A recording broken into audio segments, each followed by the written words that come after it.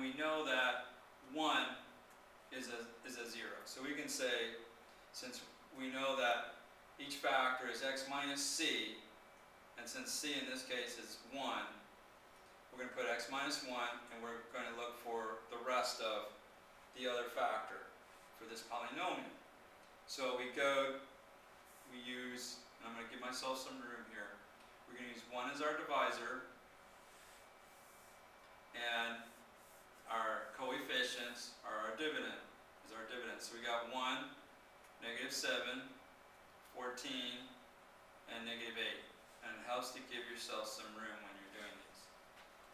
So we drop the 1 down, multiply 1 times 1 is 1, bring it in the second column, and then negative 7 and positive 1 is a negative 6. And then we multiply 1 times negative 6, and we get negative 6. And we got 14, and negative 6 is 8. And we multiply 1 times 8, and we get 8. We got negative 8 and positive 8, we get 0. So in order for 1 to be a 0, you have to have a 0 as a remainder.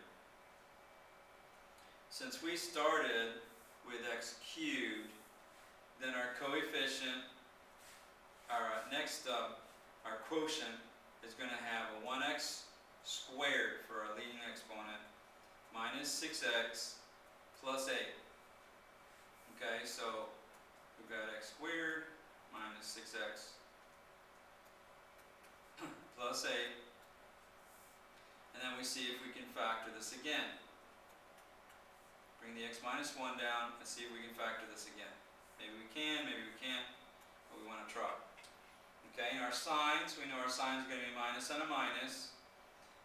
And our factors for 8, we can use 4 and 2. And it'll give us a negative 2x, and a negative 4x will give us a negative 6x. You're still checking your factoring. It's still important. So now if we set each factor equal to 0, so that's x minus 1 equals 0, x minus 4 equals 0, and x minus 2 equals 0.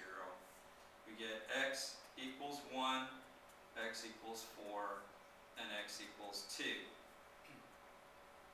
So we can say that our zeros are 1, 2, and 4. Okay, now they have, you notice that in the table of values you've got those same numbers.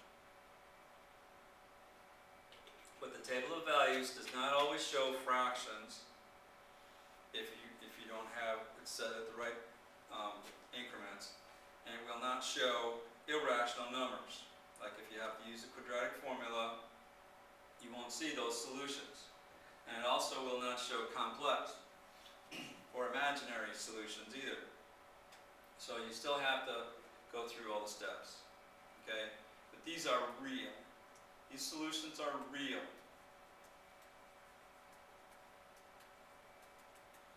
Well, what solutions are not real? Anything that's got I in it is not real.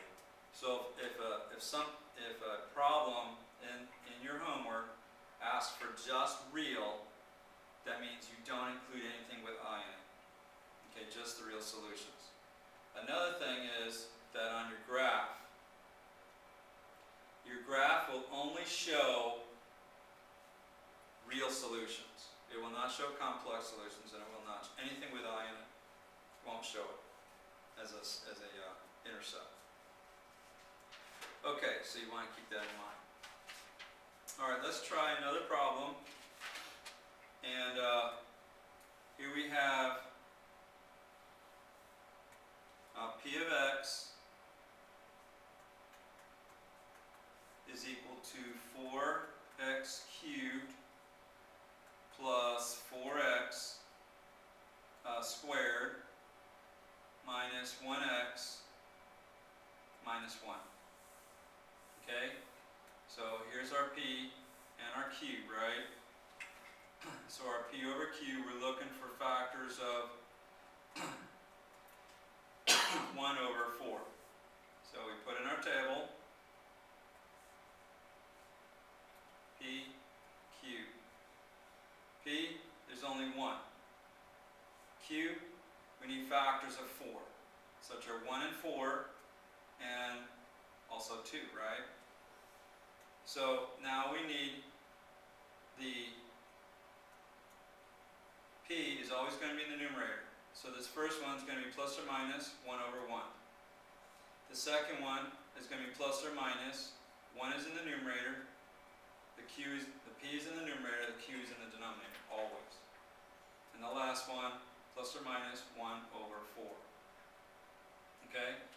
So unless you had your calculator set to increments of 1, 4, then you're not going to see anything more other than 1. Alright? So our possible zeros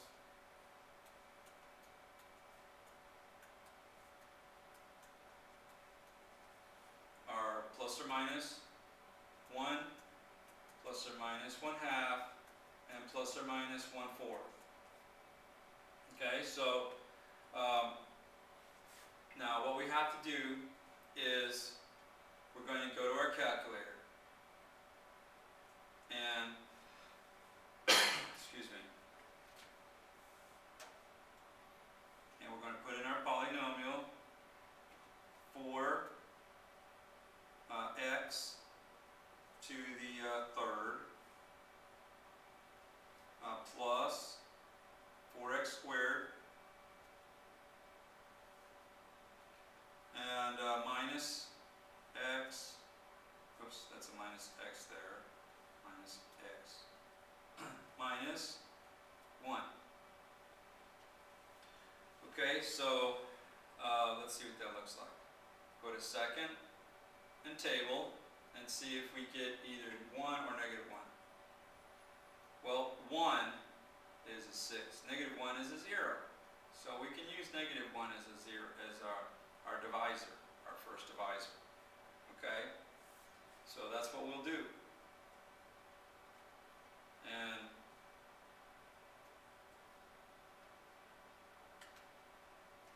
so we're going to use negative 1.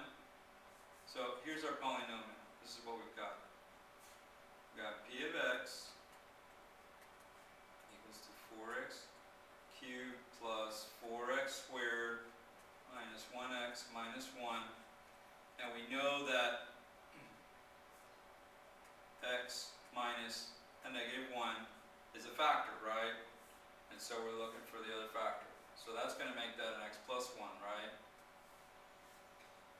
So as a divisor, we use negative 1. And so we're going to put in here 4, 4 again, negative 1, and negative 1. Drop the 4 down. Now, when we finish, we should get 0 for a remainder, right? If this is a true 0. So let's see if we do. Drop the 4 down. Negative 1 times 4 is a negative 4. 4 and 4 is 0. Negative 1 times 0 is 0. So negative 1 and 0, that'll be a negative 1.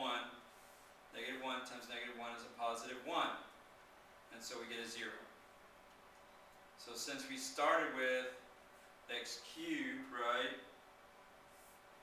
that means we're going to have a 4x squared minus, or we can use plus 0x minus 1. But since we have a difference of 2 squares here, we're just going to say 4x squared minus 1, because we can factor this.